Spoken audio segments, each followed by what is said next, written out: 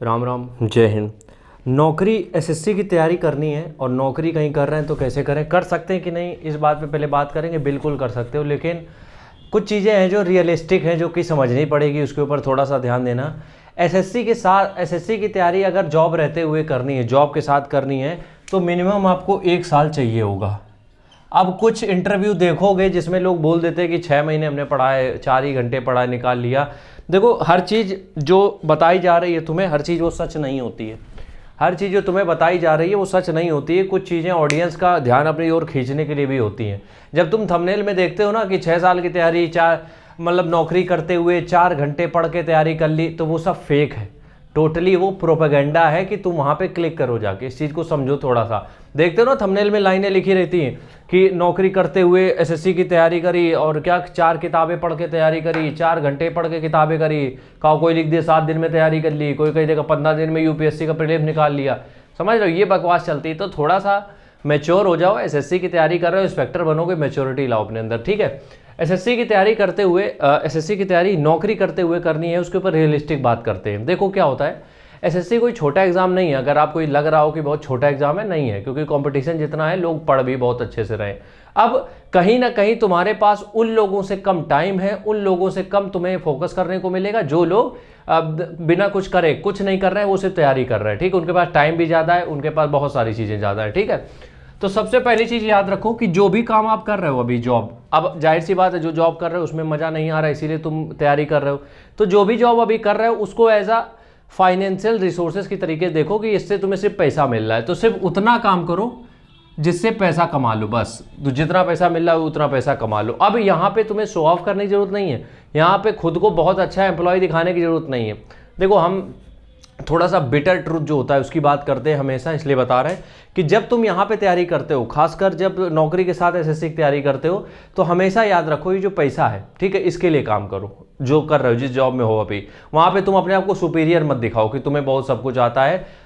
अब जब तुम केवल वहाँ पे पैसे काम के लिए कर रहे हो तो तुम्हारा ध्यान कहाँ रहेगा? तुम्हारा ध्यान रहेगा एसएससी में। तो जब ध्यान तुम्हारा पूरा एसएससी में रहेगा, और ये बात बिल्कुल सच है कि 24 घंटे अगर तुम्हारा दिमाग किसी एक चीज़ में लग रहा है, रात में सपने में भी वही चीज़ें आ रही, तो इसका मतलब तुम्हारा वो सपना जो है वो साकार होने वाला है, और ये बहुत से लोगों के साथ होता भी है। तो पहली चीज़ समझ में आ गई होगी।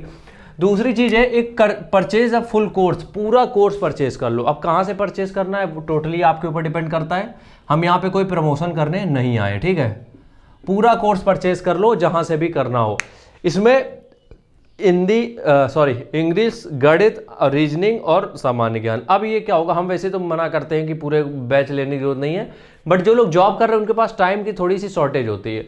अब जब टाइम की शॉर्टेज होती है तो आपको शॉर्टलिस्ट करने का टाइम नहीं मिलता है कि हमें पढ़ना क्या क्या है। इससे कोचिंग जब रहेगी वहाँ पे तुम्हें एक मार्गदर्शन मिल जाएगा हर सब्जेक्ट के लिए, हाँ इसमें इतना पढ़ना है, इतने में इतना पढ़ना है, ठीक है। तो दूसरी चीज़ ये कर ली।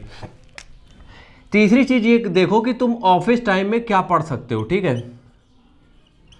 अब ऑफिस टाइम में वो चीज़ें पढ़ो जो तुम्हें इजीली कवर हो जाती हो, ठीक है। ऑफिस टाइम का मतलब ये है कि जब लंच है, या फिर कोई भी ब्रेक आया है, टी ब्रेक है, या फिर कभी भी आप थोड़ी देर के लिए भी खाली बैठे हो, या फिर पढ़ने का टाइम नहीं है, सुन सकते हो, तो ऑडियो क्लिप में, ऑडियो में डाउनलोड कर लो। जैसे वोकैबलरी आती है तो सुनते रहो कि कैसे क्या होता है, रूट वर्ड से कैसे क्या करते हैं, वो ऑडियो चलता रहेगा, तुम सुनते रहो आराम से।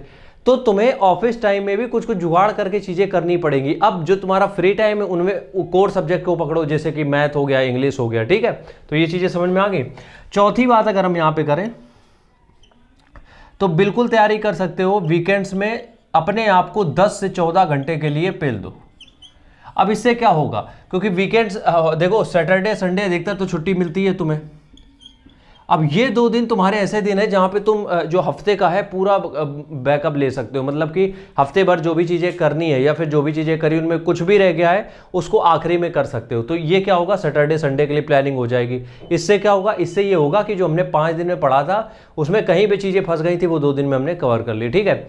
आखिरी चीज़ हम बस ये कहेंगे कि जब भी तुम्हारा पेपर होता है उसके छुट्टी जरूर लेना है यार, 7 से 15 दिन के बीच में छुट्टी जरूर ले लेना। क्योंकि क्या होता है कि आखिरी दिनों में थोड़ा कंसंट्रेशन अगर बढ़ जाएगा तो वो चीज़ें ज़्यादा देर तक बनी रहेंगी एग्जाम में। और इसके लिए छुट्टी कोई भी संस्था दे देती है मेरे हिसाब से, अगर नहीं देती तो अपने हिसाब से देख लेना। बट ये मत करना कि नौकरी छोड़ दो, नौकरी छोड़ने वाली गलती मत करना वरना पछताओगे। राम राम, जय हिंद।